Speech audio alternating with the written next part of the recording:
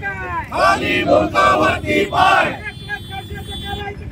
खाली डोकावरती पाय, एकनाथ खडसेचा निषेध दो, एकनाथ खडसेचा निषेध दो,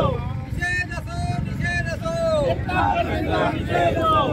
एकनाथ खडसेचं करायचं काय? खाली डोकावरती पाय, एकनाथ खडसेचं करायचं काय? खाली डोकावरती पाय. जाहीर निषेध, जाहीर निषेध.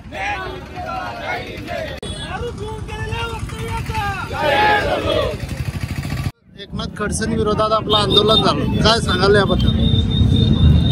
भारतीय जनता पक्ष, शिवसेना, राष्ट्रवादी आणि महायुतीच्या वतीनं आज या ठिकाणी एकनाथ खडसे यांचा जाहीर निषेध या ठिकाणी करण्यात आलेला आहे.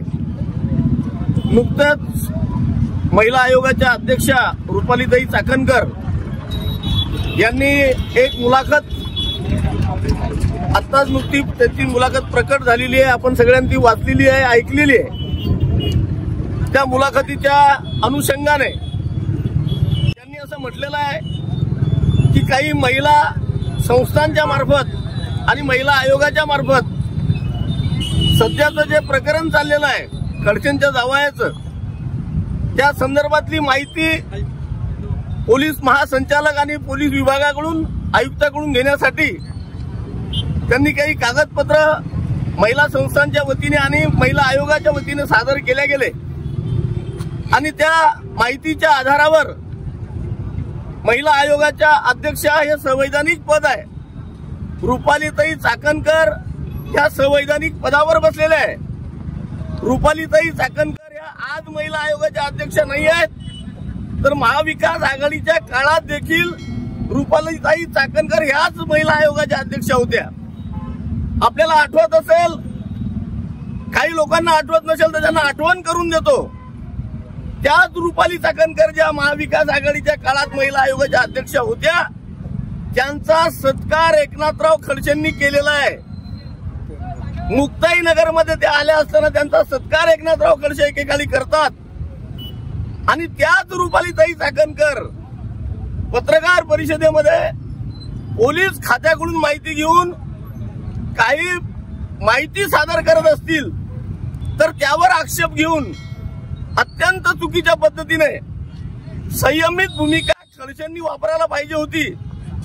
संयमित भूमिका न सादर करता केवळ पाठराखण करणं, प्रत्येक शब्दाला मी पाठराखण करणार नाही, मी पाठराखण करणार नाही असं म्हणणं आणि त्या विषयाची पाठराखण करणं हे लोकांच्या डोळ्यामध्ये धुळफेक करण्यासारखं आहे.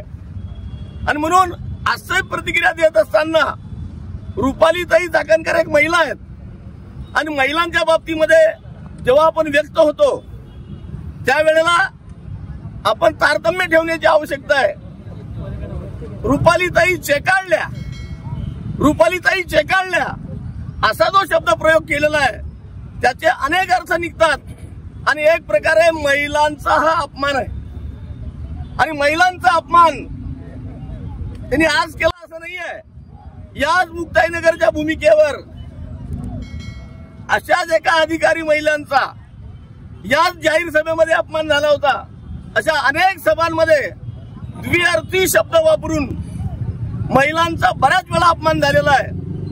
पण मी या प्रसंगी फक्त एवढंच सांगतो की तुम्ही स्वतःला मोठं समजता, आम्ही पण तुम्हाला मोठं समजतो. तुम्ही बऱ्याचदा तुमच्या मोठेपणाच्या पातळ्या ओलांडून लोकांनी तुम्हाला मोठं म्हटलं पाहिजे अशा प्रकारची भूमिका न घेता अत्यंत तुम्ही चेकाळलेली भूमिका घेता. रुपालीताई चेकाळल्या की माहिती नाही, तुमच्या शब्दामध्ये रुपालीताईंच्या बद्दल जे वक्तव्य आलं आहे ते आक्षेपार्ह आहे. महिलांच्या बाबतीमध्ये बोलताना आम्ही तुम्हाला सांगावं असं नाहीये, पण मला वाटतं मुद्दामून तुम्ही अशा प्रकारची भूमिका घेता, त्याचा आम्ही जाहीर निषेध करतो. एकनाथराव खडसे वयाने, वैभवाने मोठे आहे आम्ही असं समजतो, पण त्यांनी नेहमीच मी याला जन्म घातला, मी याला मोठा केला, मी याला पैदा केला, माझ्यामुळे तो मोठा झाला, अशा प्रकारची अहंकाराची जी भूमिका नेहमी घेतात. त्यांनी स्वतःच्या वडिलकीच्या नात्याने त्या भूमिकेशी संयमाने ती भूमिका घेतली पाहिजे अन्यथा जी मुलं आहेत जी ते म्हणतात आम्ही निर्माण केली, आम्ही मोठी केली, ते त्यांचं मोठेपण भविष्यामध्ये ठेवणार नाही. त्यांच्या स्वतःसाठी सुद्धा ती गोष्ट चुकीची आहे. नेहमी गिरीश भाऊ महाजन, चंद्रकांत पाटील, गिरीश भाऊ महाजन, चंद्रकांत पाटील यांना कुठे पकडता येईल, कुठे यांना आपल्याला बदनाम करता येईल, अशा प्रकारे केवळ बदला घेण्याच्या भावनेने जे राजकारण केल्याबद्दल त्या राजकारणाचा देखील आम्ही या ठिकाणी निषेध करतो. जाहीर निषेध, जाहीर निषेध. माध्यमातून अख्ख्या महाराष्ट्रभर जे आंदोलन चालवलं आहे एकनाथराव खडसेंच्या विरोधामध्ये, रुपालाताई चाकणकर यांच्या संदर्भामध्ये जे बेताल वक्तव्य एकनाथराव खडसेंनी केलं, एकनाथराव खडसे आजच असं बेताल वक्तव्य महिलांच्या संदर्भामध्ये करता असा काही विषय नाही आहे. त्यांची जीभ जी आहे तिला काही हाड नाही आहे आणि काय बोलायचं कसं बोलायचं एवढा मोठा मुख्यमंत्री पदापर्यंत पोहोचलेला नेता, विरोधी पक्ष राहिलेला, विरोधी पक्ष नेता राहिलेला माणूस काय बोलतो, साठी झाली की बुद्धी नाठी होते असं म्हणतात. त्याचा 100% प्रत्यय हा मुक्ताईनगर मतदारसंघाला अख्ख्या महाराष्ट्राला येते. एकनाथराव खडसे सोयीचं राजकारण करतात.